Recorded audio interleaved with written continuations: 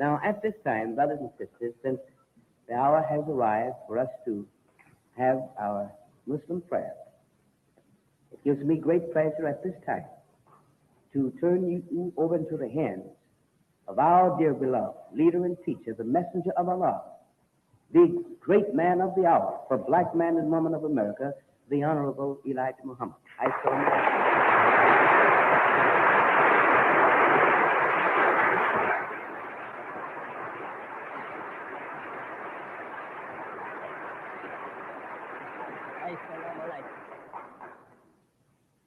Let us turn our faces towards thee, brothers and sisters.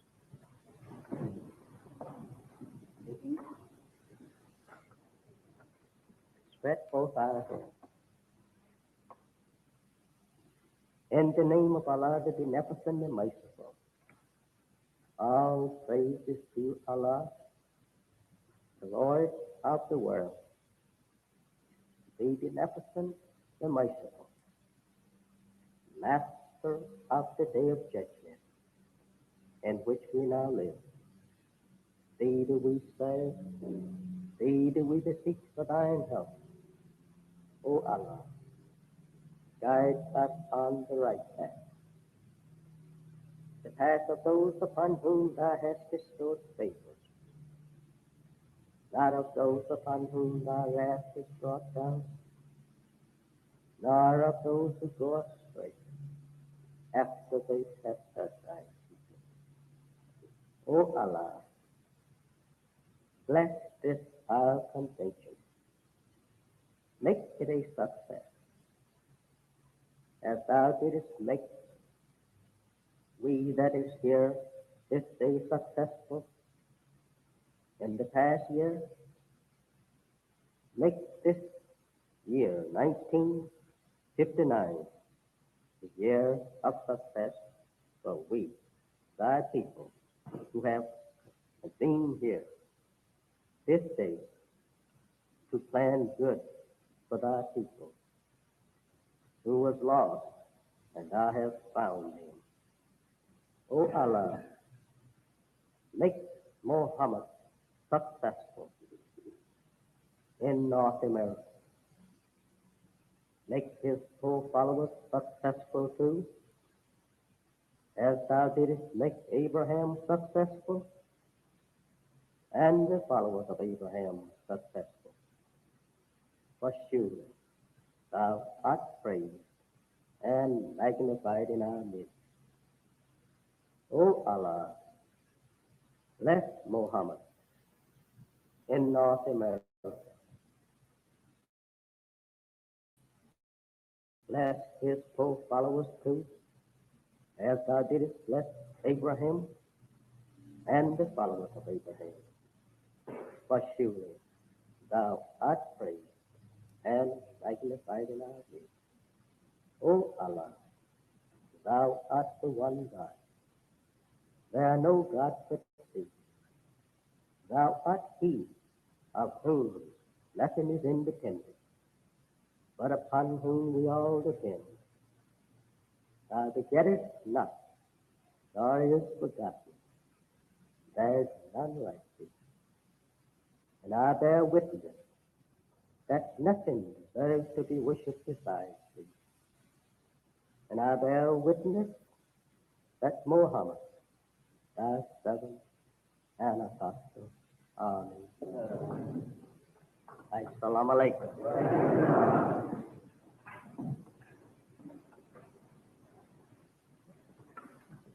Assalamu alaikum.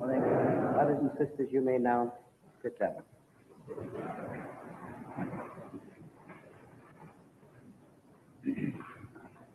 At this time, brothers and sisters, I shall now read to you several verses from the Holy Quran.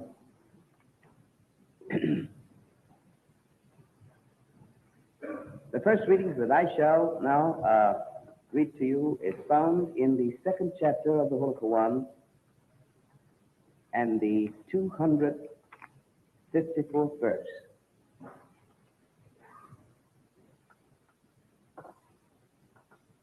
O you who believe, spend out of what we have given you.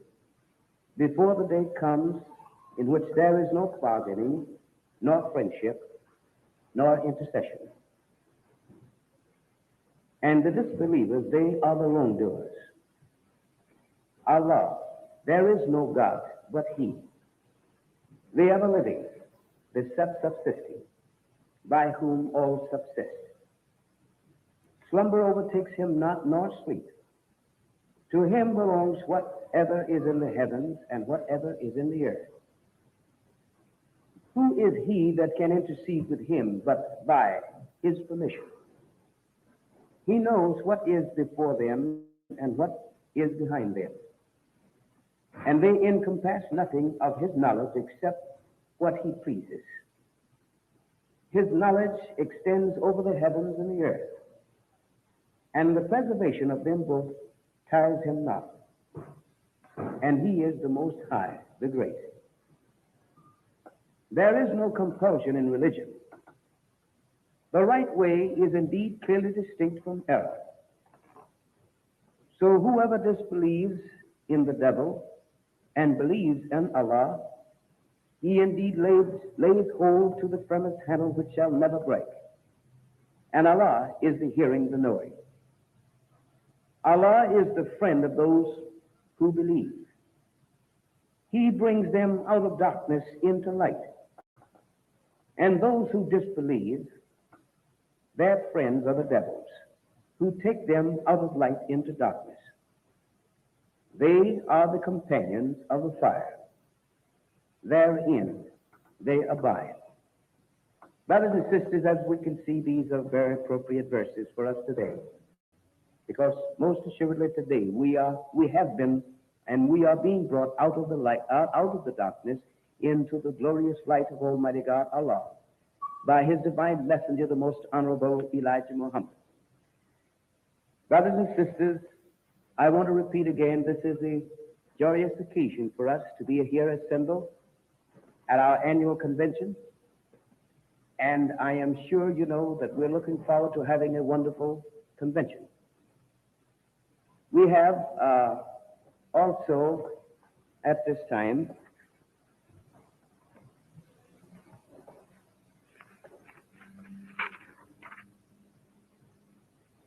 the welcoming address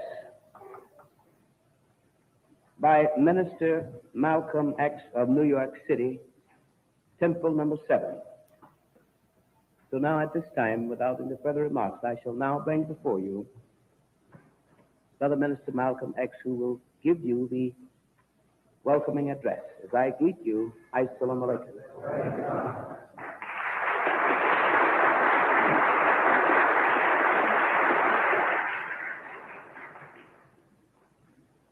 Assalamu alaikum. In the name of Allah, the all-wise, true and living God, the beneficent, the most merciful, to whom all praise is due, the Lord of all the world. And in the name of His most humble servant, our beloved leader and teacher, the most honorable Elijah Muhammad. Again, I greet you, brothers and sisters. Assalamu alaikum. To our beloved leader and teacher, the most honorable Elijah Muhammad, and in behalf of the Honorable Elijah Muhammad, today we wish to welcome each and every one to our annual Muslim convention. And we do hope that while all of you are here, that you will enjoy yourselves. Because if there was ever a time when we should be happy, as Brother Willie, Minister Willie says, it is right now. As many of you may know and have read, it is true that this is an annual convention. And in order for us to really appreciate it, we have to have an understanding of what is meant by convention. And the dictionary teaches us that convention means coming together. Is that right? So today we have come together, this great coming together, this great gathering together, which is bringing about unity among our people here in America who are called Negroes. All during the next three days, what we should bear foremost in mind, that convention means coming together.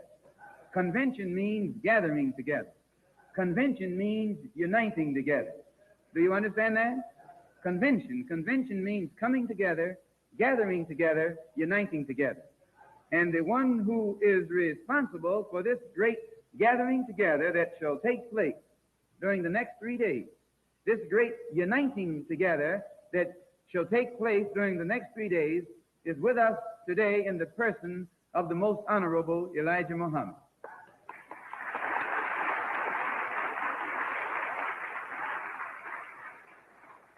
This gathering together is to witness the work of the Honorable Elijah Muhammad.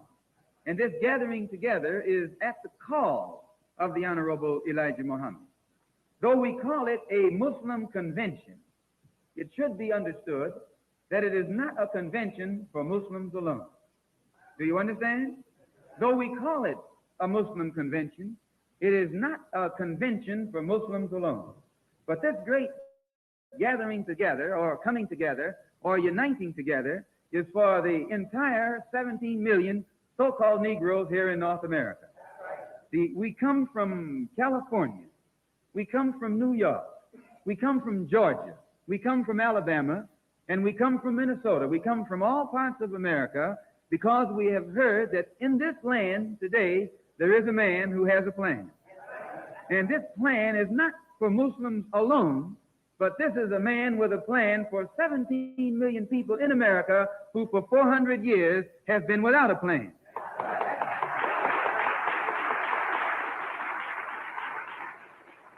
All praise is due to Allah. After having been taught here in America by the Honorable Elijah Muhammad, we can easily see that we are a people who, as a people, have suffered for near 400 years. If we sit here today thinking of ourselves as Baptists or as Methodists or as Christians or as Muslims, automatically those different classifications will divide us and keep us disunited. So the Honorable Elijah Muhammad is not calling out to us today to speak to us as Muslims only, but to speak to us as a people who for the past 400 years have suffered together, have experienced slavery together, have experienced segregation together, have experienced abuses together as a people. Is that right or wrong? He is speaking to us today as a people who came here 400 years ago, not as Baptists, not as Methodists, not as Christians, but who came here as what? Slaves. Is that right or wrong? And who, since being here for the past 400 years, have not suffered as Baptists, have not suffered as Methodists, and have not suffered as even sanctified, but have suffered as what? As slaves. So today we don't gather here as Methodists. We don't gather here as Baptists. We gather here as a people who collectively have suffered as a people. And we gather here because we have heard the word of a man whose job it is to gather us together.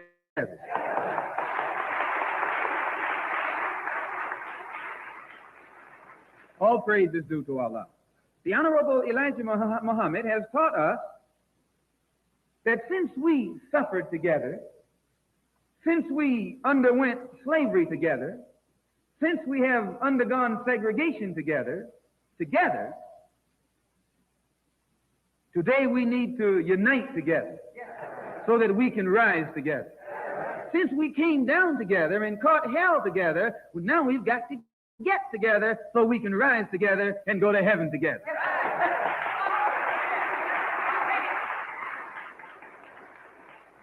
All praise is due to Allah.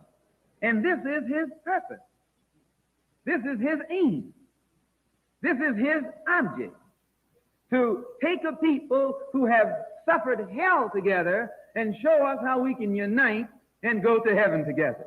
Enjoy heaven together. Is that right or wrong? All praise is due to Allah.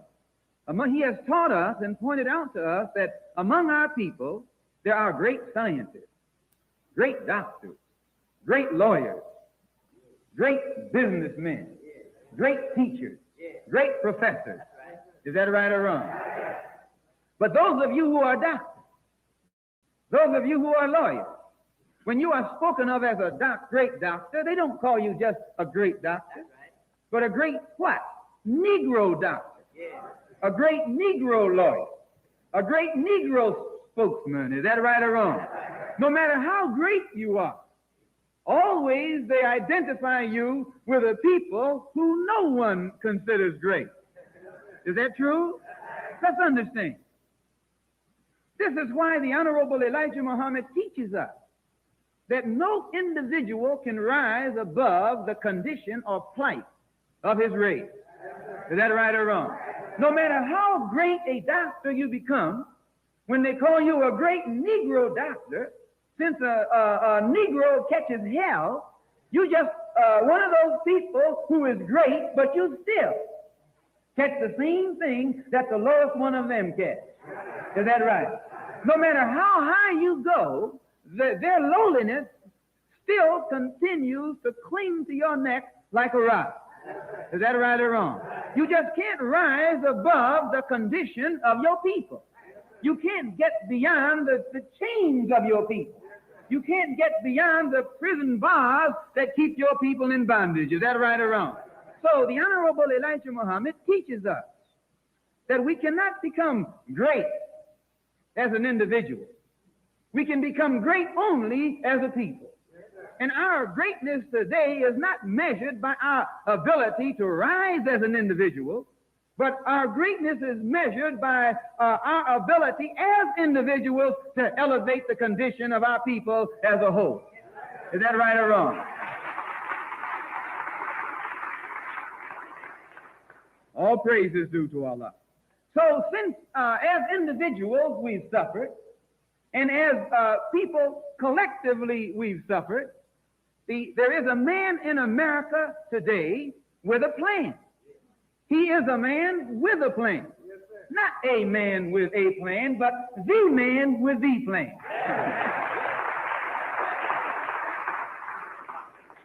All praise is due to Allah. A man who has dedicated his life, not 90% for the benefit of his people, not 99 and 9/10% for the benefit of his people, but a black man who has dedicated his life 100% for 100% of his people. Is that right or wrong? He's not interested in just a few individuals. He's not interested in the lowly at the expense of those who are high, nor is he interested in those who are high at the expense of those who are lowly. But he's a man with a plan that will bring the great man up along with the lowly man, and the lowly man up along with the great man. Is that right or wrong? He's a man with a plan that will benefit educated so-called Negroes and uneducated so-called Negroes.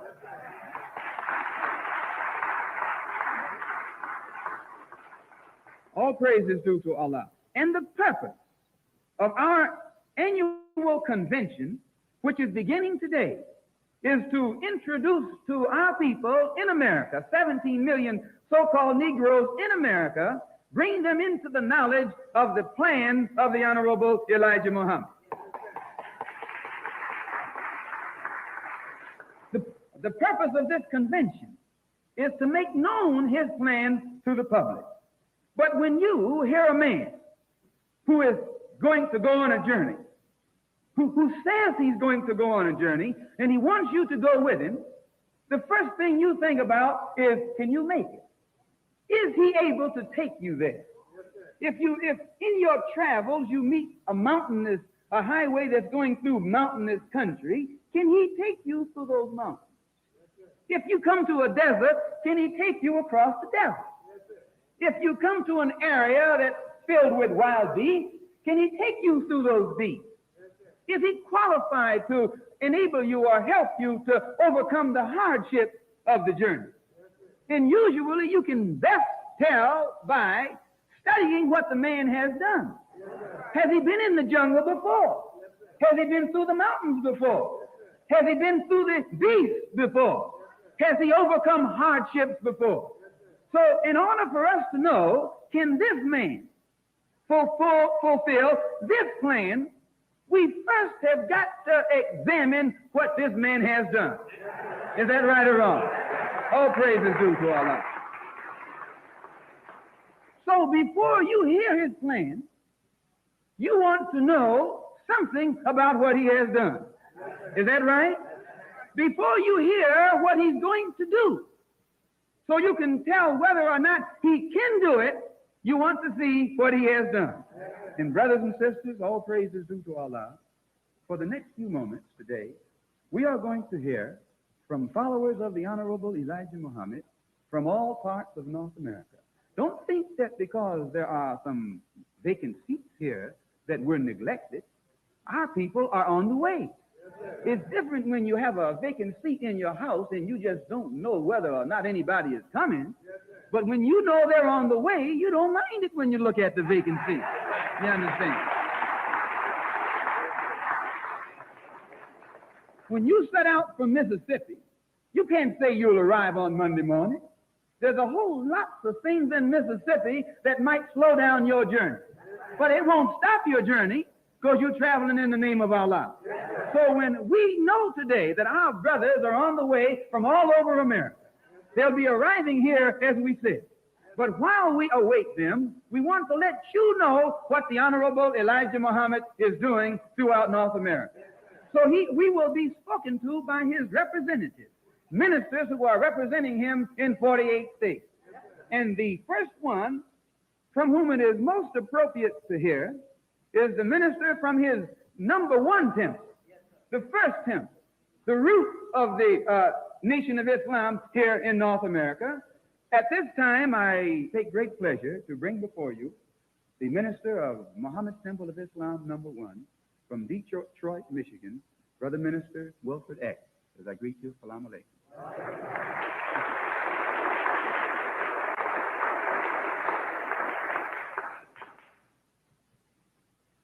Assalamu alaikum. Dear Papa, Brother Minister, and the Muslims in general, who are all laboring in the cause of Islam. All praise is due to Allah for this truth which we have received in this day. So in the name of Allah, and in the name of his last and greatest messenger, our leader and teacher, the last and the greatest of them all, I'm before you today to speak concerning Temple number one in Detroit, Michigan. First of all, I want to bring you the greeting from all of the Muslims in Detroit of Assalamu alaikum. Many of them were unable to come today, but they're on the way. They'll be here tomorrow and Sunday. But let us realize we are all as one people, no matter where we are here in North America. In Detroit, Michigan, which is called the Motor City, that's something we are all aware of. The condition of the nation is more or less weighed by what is happening in Detroit, Michigan. It's called the Motor City, and that's the place where the manufacturing is done for so many of the products here in America. I suppose you wonder what's going on there. They've been predicting to us that there's going to be prosperity. We from Temple number one in Detroit, Michigan, who live there can tell you there is much unemployment. There's long welfare lines. There are many empty stores going out of business. But all praise is due to Allah, the Temple of Islam. The crowd is increasing day by day. There is no lack of employment in the Nation of Islam. There's no lack of something to do. In the Temple of Islam, number one, in Detroit, Michigan, our people are beginning to attend by the hundred. They come together seeking an understanding of that which they have found they have been misunderstanding for so long. They've heard so many things concerning Islam, the Muslim, the messenger of Allah, and much of it was a misunderstanding that had been given to them by many of us who misunderstood ourselves. But we are thankful to Allah that in the past year, we have begun to come into a new awakening. Temple number one is no longer that dead temple. but it has come alive. And in the coming year, we intend to make known that number one is on the march again. All praise to the Lord.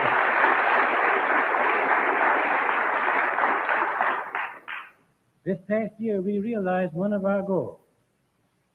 We desired in the past year to make the name of Muhammad known throughout the city of Detroit. And we saw this done. And we are thankful to Allah for this. The name Muhammad is known throughout Detroit. That's the talk of the city among our people. Everywhere you go, when you mention that name, right away you see their ears perk up and their eyes light up. They know something is coming that has weight to it. They know that no foolishness is going to be mentioned, but that which is real and that which will benefit us now. So we are happy and thankful to Allah to have such a leader as we have in this day. And we're most happy to be able to represent him. Now let us think. What effect is this teaching having on our people in Detroit? They're coming in and accepting this teaching, and it's changing their entire lives. We find that it affects them mentally, physically, morally, in every way. And they don't mind mentioning it to everyone whom they meet. They make it known that it is Islam and the teachings of Muhammad that have changed them. Mentally, it makes us become more alert. We realize that we are thirsting for something. And at last we have found that which feeds that mental thirst. We begin to study and acquire a knowledge of ourselves. We begin to acquire a knowledge of that which is around us. We realize that heaven and hell is here on earth. And we try to get some of that heaven. When we begin to understand this, then we can bear witness to the truth and bear witness that there is no God but Allah. And his last and greatest messenger is the Honorable Elijah Muhammad.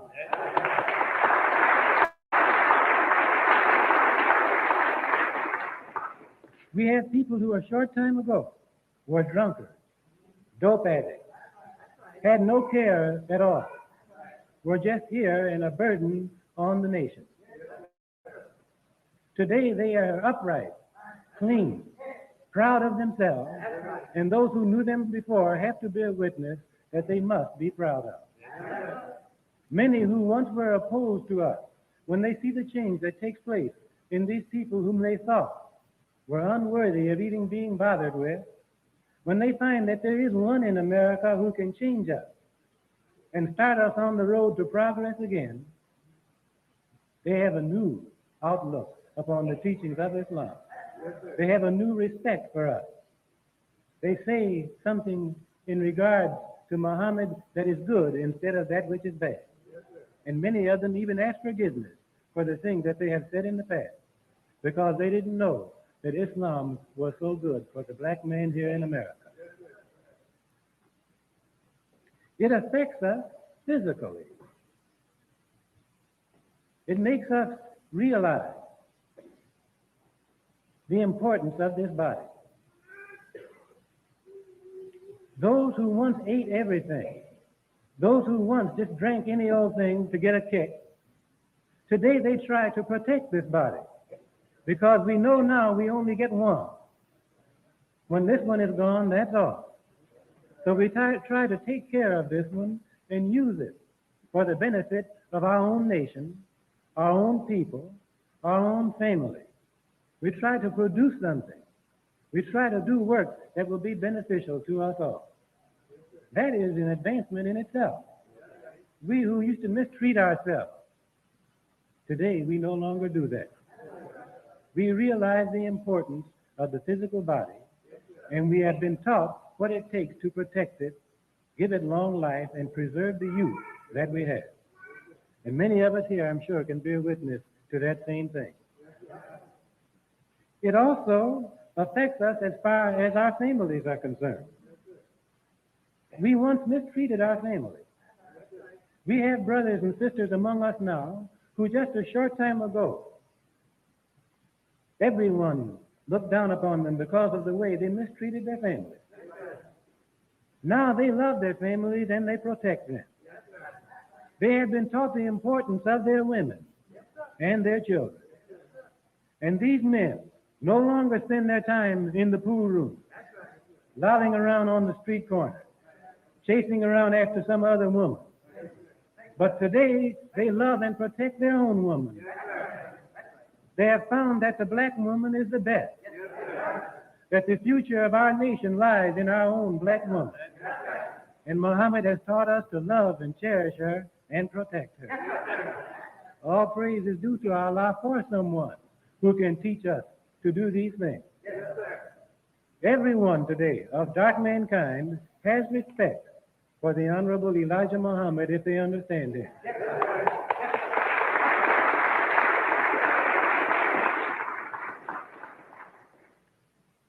We have provided schools for our children, and we teach them ourselves. We have found that when you let your enemy or let someone other than yourself teach your children, they'll make out of them what they want. So today, the Honorable Elijah Muhammad has taught us to have schools and teachers of our own. Teach our children to be what we want them to be. Teach them the truth about themselves. Let them know how great they once were. Show them how they can again become great people. And you'll see a change such as you have never seen before. Today, we in Detroit can bear witness to this. We have a school. And in this school, we see the change that takes place in our children. We are proud of it. Our buses run up and down the street picking up our children with the name on the side, Muhammad University of Islam.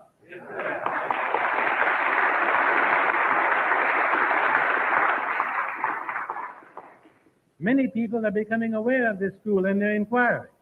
They want to know, can they put their children in our school? They say that they see the difference. They have seen their neighbors accept Islam, and they've seen the change that took place in them. They saw their children begin to attend our school, and they saw a change in them for the better. They want to know, can they put their children in our school also, so we can change their children? All praise is due to Allah that we have a leader today who shows us the importance of having our own schools and getting our own type of education. Because it is this that makes our children what they should be in the future. Also, it has affected the ones who have accepted Islam abroad. I mean, when I say that, I mean in their dealings with other people.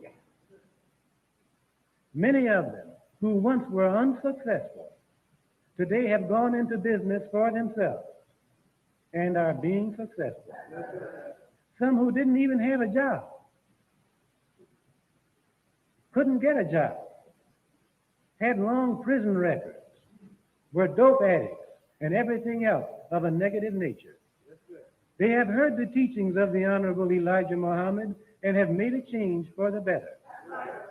And since they have changed, they have stopped going to look for a job. They made a job for themselves and become independent. That is what we have been taught by the greatest leader that could ever come to a people who have become so dependent upon another man and are still slaves mentally.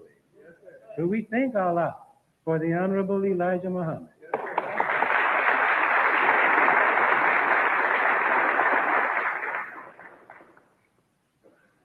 These who were once not respected, looked down upon, and thought to be worthless, since they have accepted Islam, even the devil respects them.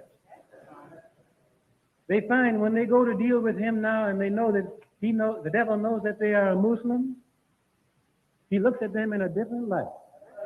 He speaks to them in a different tone of voice. He tries his best to show them that he knows who they are and he wants to help them if he can. Yet that doesn't make us unaware of the fact that he is still the devil and will fool us if he can. One thing that the Honorable Elijah Muhammad has done for us in America is to open our eyes to who our friend is and who our enemy is. We didn't know what a friend was, and we didn't know what an enemy was. And we were taking our enemy for our friend. But since hearing this teaching, we have found that our friend loves for us what he loves for himself. Our friend will not try to hinder us, but he's interested in our welfare and in our progress. Our enemy is the one who hinders our progress, who is opposed to us in every walk of life, tries to stop us as far as education is concerned, as far as employment is concerned, as far as equality, justice, and freedom is concerned. Who could that be? Who is it that has opposed us in these walks of life? Who is it that has hindered our progress ever since we have been here in America? I don't have to tell you, you know who it is. But all praise is due to Allah. Today we know how to judge a friend and how to judge an enemy, because we have heard the teaching from the Honorable Elijah Muhammad.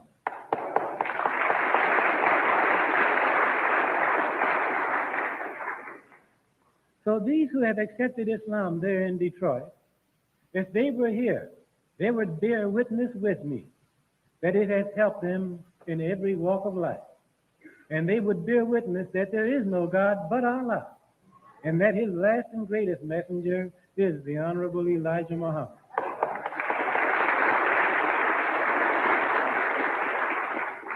During the past year, we have made much progress. We find today that the people have a different outlook.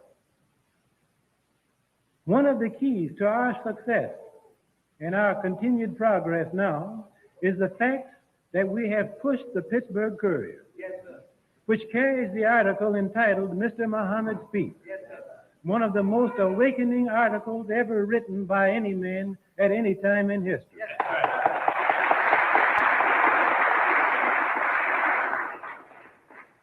We could go to the libraries and read all day long, read the works of all the great philosophers and other historians and great writers, yet we'll find nothing that will awaken the black man here in America and start him on the road to progress as this article, Mr. Muhammad Speaks. Yes, sir. That's right. So it is the duty of every awakened person to do everything they can to get others to read this article, so that we might all awaken and rise up here in America and be ourselves, Yes, which is the highest of civilization, Yes, sir. the greatest people that have ever lived. That's good to know, isn't it? We who once thought we were nothing, today we can know we are something. And it's good to be there in the temple in number 1, Detroit, Michigan, and see people come in who once just thought they were nobody and had no chance whatsoever to be successful. Thought that they were just nobody, a slave, ignorant, inferior. Today, when you see the change that has come over them, see them stand upright, clean themselves up, their hair cut properly. Yeah, and vote for them to rule you. Every 4 years, always goes to the polls to vote for another white president. You have never a speaker among your class to vote for a ruler to rule you over one class. You are afraid to undertake any such thing as trying to set up a ruler for yourself. Is that right? You are afraid to do that. Certainly you are. Why? Because you fear the white man. And when you vote for him to rule you, and you never have had one of them to rule you in justice. No justice has ever come to you from the rule of white man.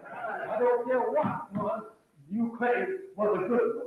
He never was good enough to give you equal justice and equality. No. Abraham Lincoln didn't do it. Not George Washington, the first one did so. Who was the first one here, and he was the first one to put you in slavery.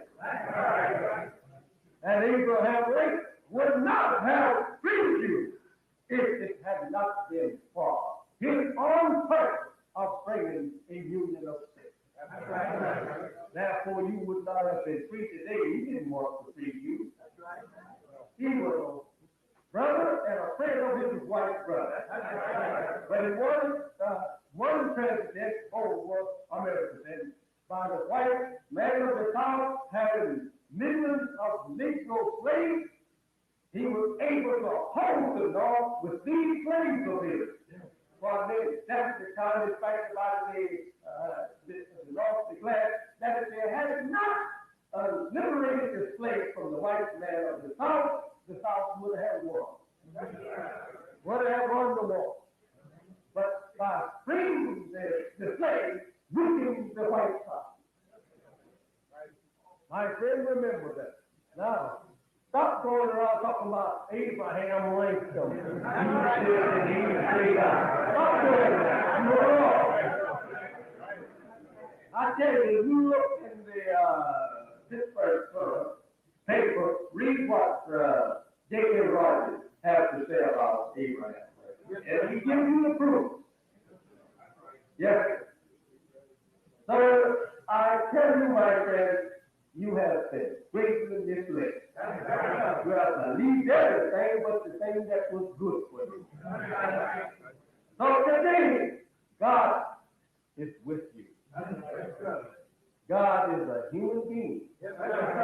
God is no spooky something that white people have taught you. Don't believe that. God is a human being and he has love for his people. That is human being. A God that is not a human being has no love for a human being. He can't, because he's not one himself. You don't have love for cows and horses to stay in your home as a member of your family. Because they're not human beings. You can't go out there and pick them as one of you. They're a human being. But then it says a spirit somewhere. How could we get to the spirit? How could we be equal with the spirit when the spirit is not one of us? And do we want to rid ourselves of this body and be spirit? No, we don't want to go to those heavens where there's nothing but spirit. We want to go to a heaven where there is some flesh and blood like we are. We enjoy this kind of life. But we will have no joy in the spirit world. For the spirit world will not have any joy in this world. What will the spirit world look like being dressed up in clothes? Or eating food? They can't do that. So my friend, remember, he went and searched for a woman that he taken out of that race of people all over the world, white mankind.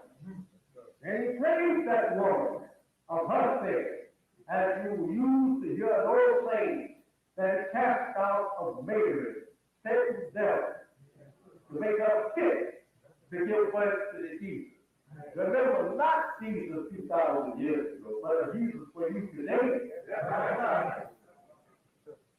Then that day who was brought up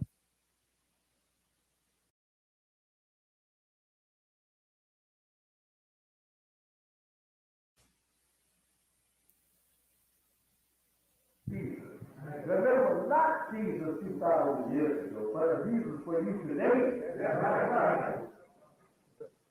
Then that day who was brought up into heaven and taught by the heavenly people, the God of that heaven, who was his Father, also in there. Then after he was of age, then he was sent into the wicked world of the Caucasian people to study and learn their wisdom, to conquer them, so that he would be able, in spite of my language, he would be able to conquer them. And that man came about in 1877. He was born in the Holy City, Mecca, February 26, 1877.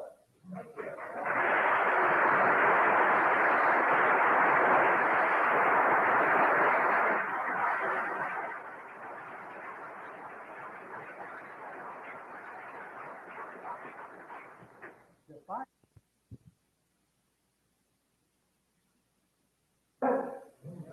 Jesus didn't came from heaven. Jesus came from Palestine. You ever thought of that? No, you are so comfortable misunderstanding.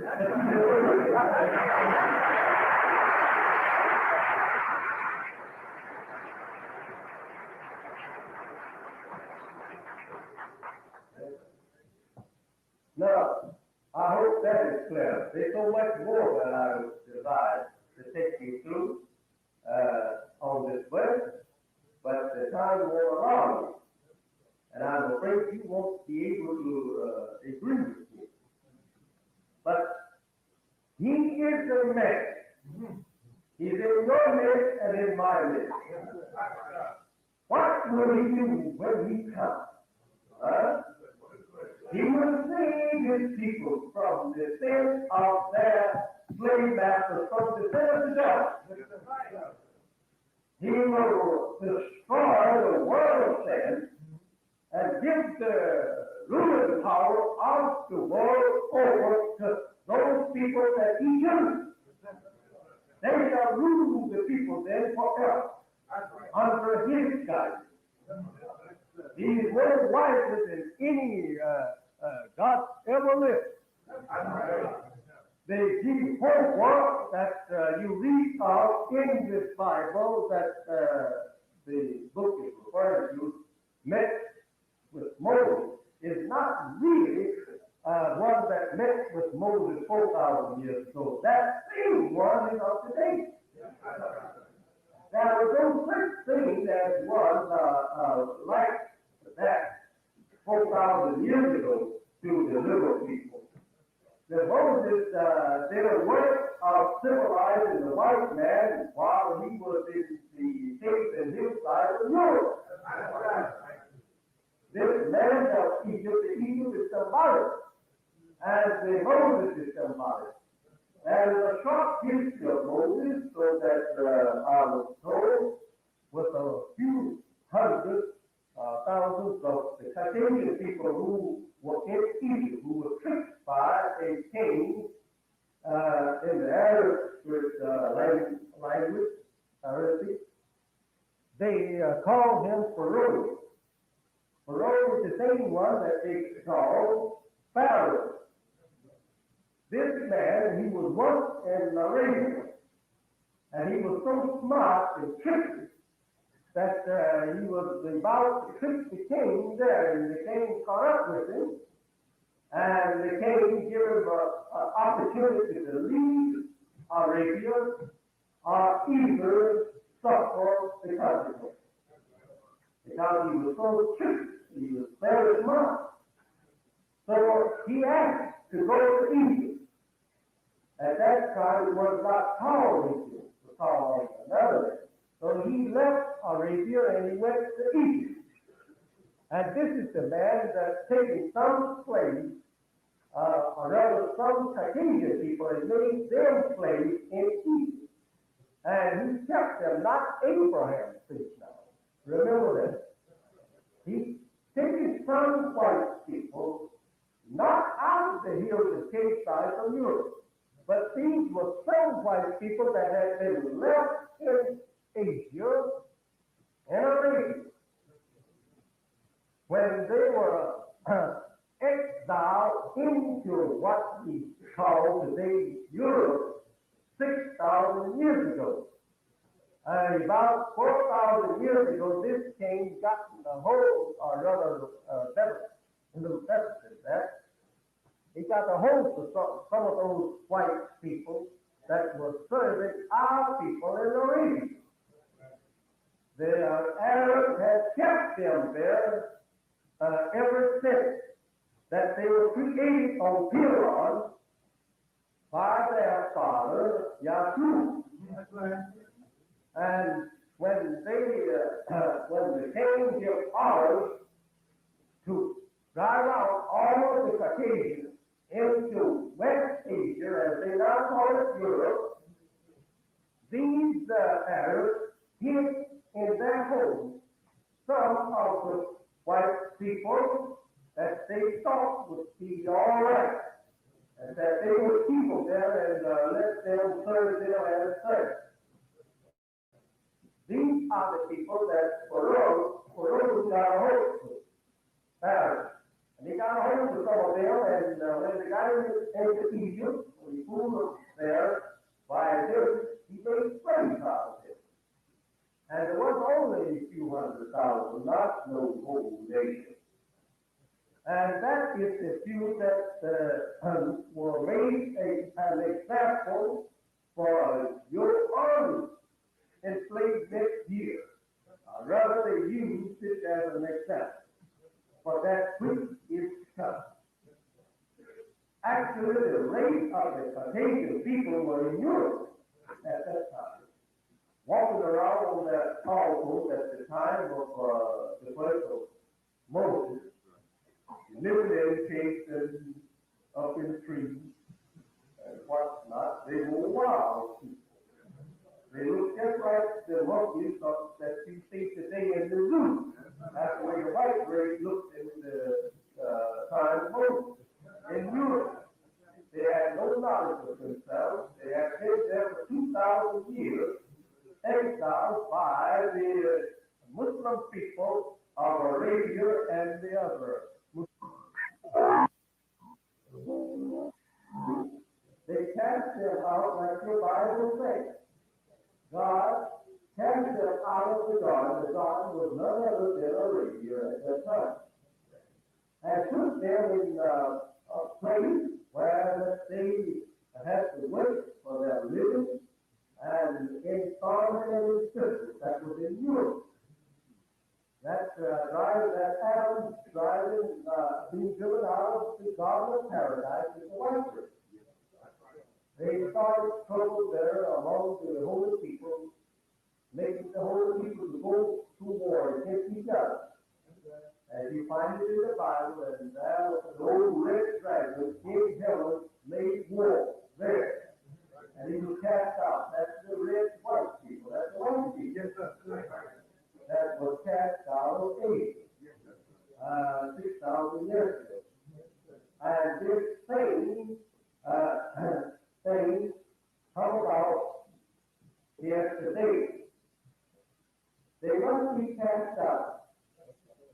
Today, there is no such thing as the white man has peace and aid.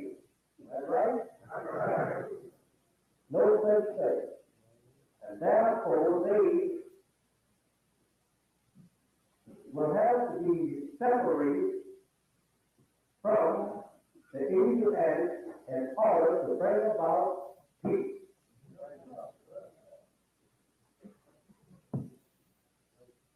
You have a Savior for us. You have a God with you. That Savior or that Son is God Himself. He shall reign at the end of the time of the white race. Then this man comes to you and I. The Arabs call it Allah in person, meaning that He's God in person. And they also give him other names. We have 100 names in our language. Your Bible says that His name no man knew but He Himself. All right. Now, if no one knew Him but He Himself, let us take good notice at that. If there is a man coming to us and no one knows His name, then God was not named. Is that right? No one knows the real name of God. The day I preach to you that God's name is Allah. All right, Moses preached to the people according to the Bible that His name was Jehovah. So, let us remember these things. Let us not argue with each other over the name of sex. His name was Jesus. His name was so. If Jesus was born in Palestine 2,000 years ago, as we have learned here this afternoon, He did not save the world from His sin. The world is more plentiful today than ever. Then you must stop looking back at that man's history or that man as a savior of the world. Is that right? We say that he will come again. Why not prove? When he prophesied the coming of the Lord.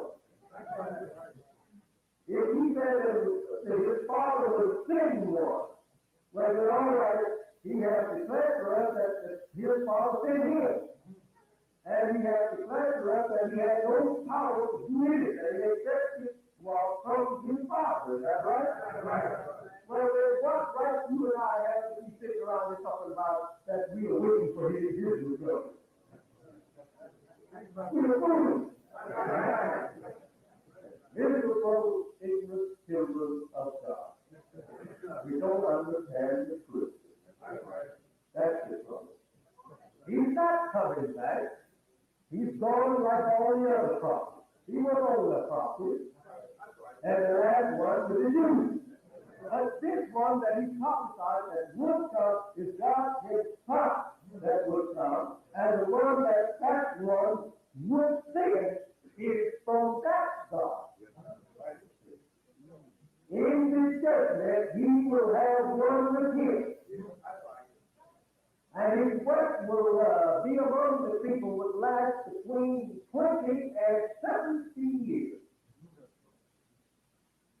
From 20 to 70 years, his work will go on. And he will have a disciple, one that he calls his message. And you have it in the last of the old New Testament. The whole Bible says, my message before my face. Not that I will reveal a message to one. If he's going to stay in hiding, he will say, I will reveal my word to such and such one, and he will say he saw him. But when he said, I will send that one before my face, means that I will be in person. And I will prepare that man myself, and send him for my own self. I will put the word in his mouth myself, like Moses prophesied. He said, and he will put his word in his mouth. And he shall say to the people all that the Lord shall say unto him. And without the word of God, people say that. That command totally sits directly from a man. And given orders directly from a man to carry out those orders and orders. Yes. Now, this man, he used to say only what he has been told. Is that right? He don't say it when he comes to you. Thus says the Lord, he has revealed to me, or he has shown me a dream, or he has shown me a dream. Is that right? He don't say these things. He said, the Lord said, so and so and so and so. And you shall do so and so and so and so. Is that right? He speaks more and with more authority than the man who had his revelated through me. And I want to say to you that God has come to you in us, and he was born in heaven. He was not born in the white man's world. He was born out of the white man's world. He was born in a holy place, while white people are forbidden. The holy city, actually, you remember, white people are forbidden.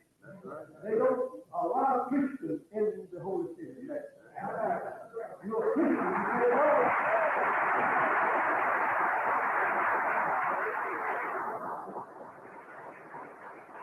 And yet, Mecca is the most distinctive, the mindless distinctive city on our planet. You can't make war against Mecca and wood. You can't attack and win. The white man will tell you that. You can't fly over that city's not firm. You can't do that. It's a city that you just can't attack. It's a city that is defended by the Almighty God Himself, and the righteous live there and righteous come. When you hear tell of spiritual going to Mecca, all of these people are good people, and they go there to increase that goodness. And the white man's own book will teach you that there in that land, and that doesn't like country, there for the first time you come face to face with your God. No white man will deny that. No white man will deny that I'm not telling you the truth, that white people can't go to Mecca. Even America's planes helped carry us on the goods near to Mecca, but could not carry us through it. It is the capital of the Muslim world. It's our capital, and we forbid you if you are evil to come it out.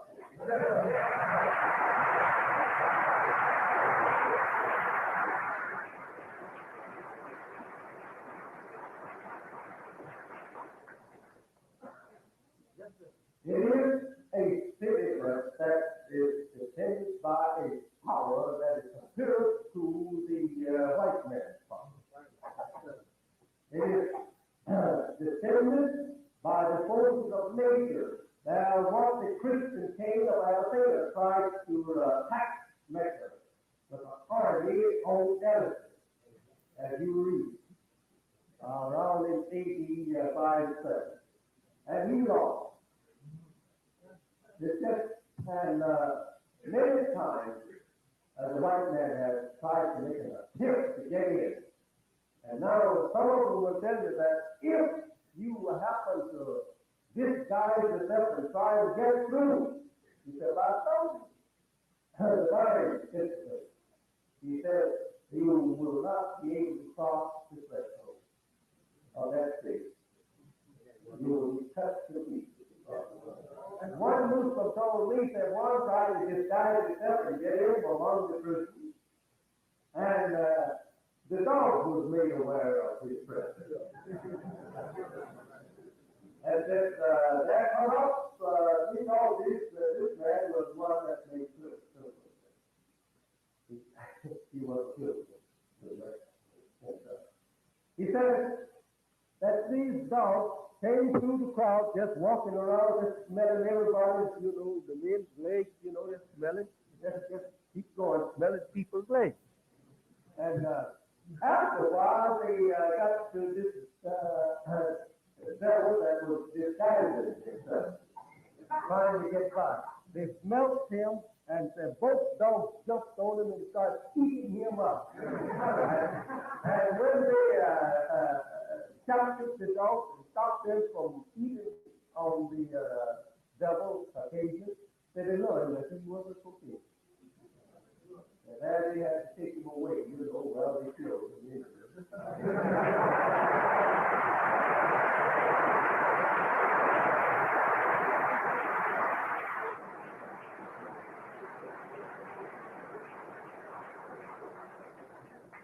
This is the city where the Bible teaches you that woman was seen. The woman was seen in Mecca.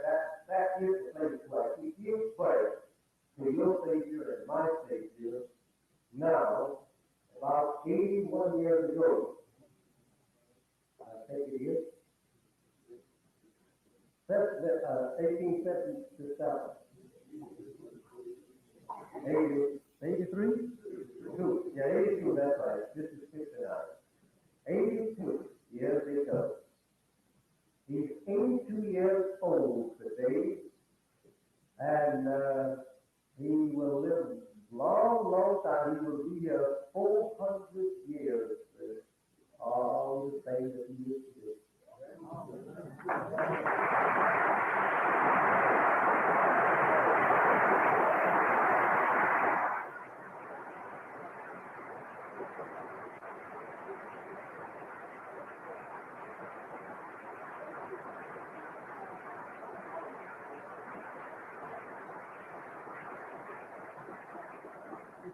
I can prove to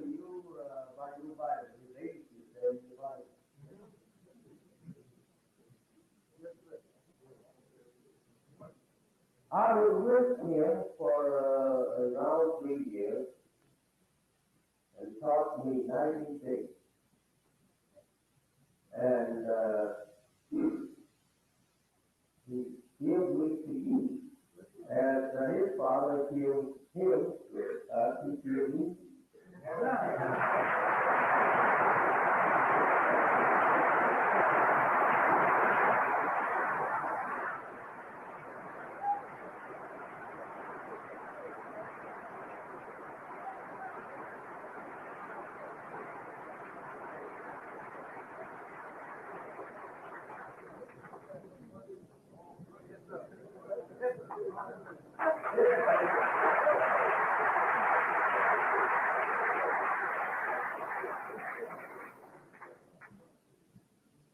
For the purpose of bringing you to him.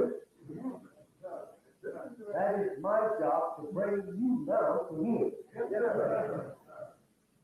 Because you and I belong to him. The 3 years that you read of in the Bible that Jesus taught, it is this one that suffered 3 years and a half in America for you. He suffered here for 3.5 years under the same treatment that you and I would receive. He tried to protect himself from any ill treatment of the white man that would be given to him out of justice. He was prosecuted, put in jail, just like you and I. Before long, we were prosecuted. And the white man ordered him out of America, but you don't see nothing of that in the paper. I was there. I was right by him when this was done. I was with him day and night. I went to the prison house, and in Detroit and in this city too. After him, he said he would send for me, just for me to learn what I had to go through. He was well able to defend himself. But he wanted to show me what myself and my followers would have to go through with. And that he loved us so well that he would suffer that for us. And he did so. The white man knew him, but they don't want to talk to you about it. He has now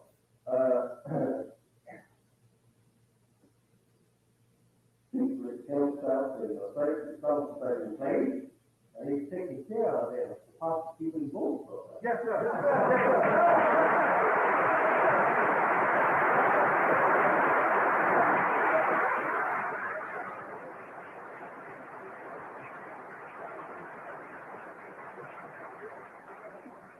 They do all of this. White man is well aware. That's why they are so concerned over you coming to this time of meeting. Yes. The white people don't want you to visit this time of meeting. They don't want you to visit Muhammad at all. Yes, sir.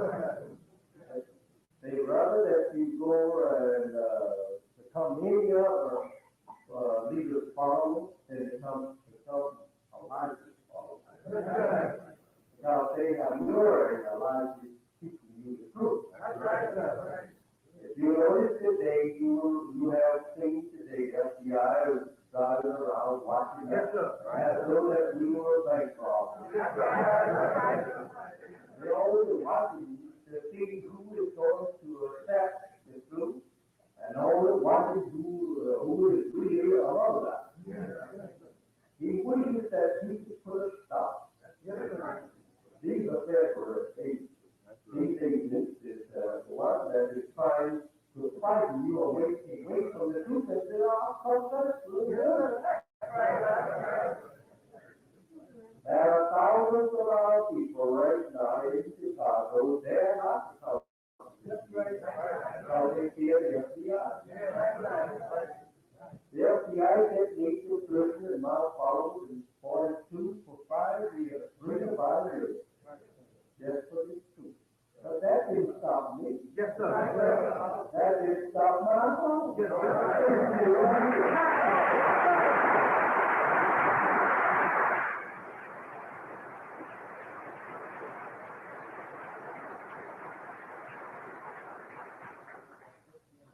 praises is due to him. It was born on this day. Yes, sir. Bring life to we that seek God. Yes, sir.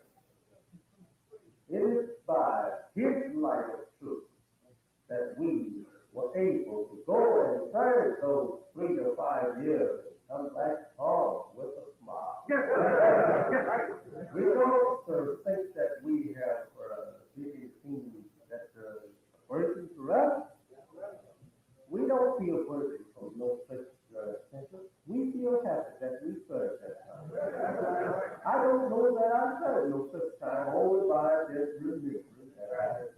I have no effect from it. And I made more converts in the jail and federal penitentiaries than I did on the outside.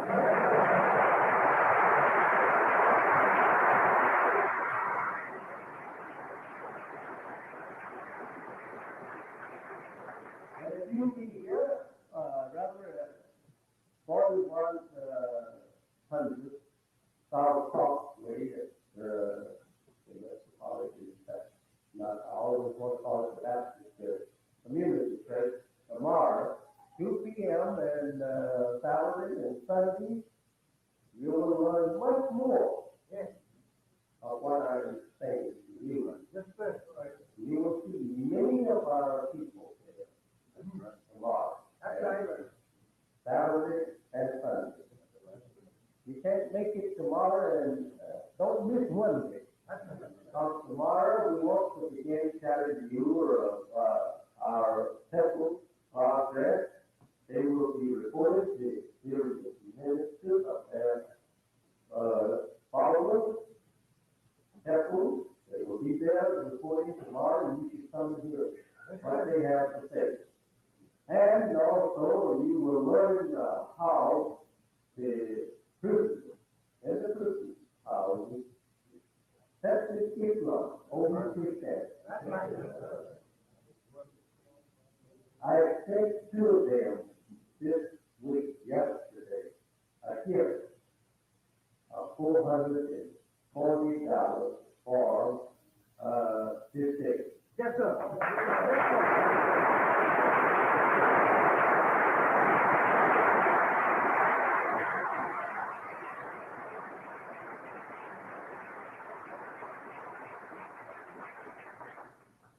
I give them 88 prisoners who are followers of mine in the church. 88 $5 money order each. 88.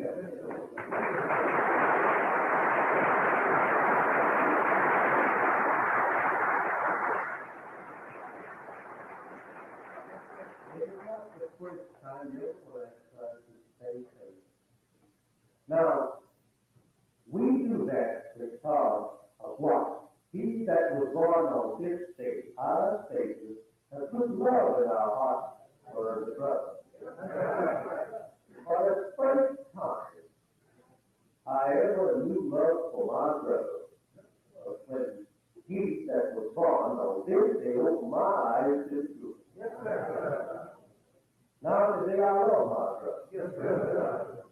And I don't mind living in time for my brother black man.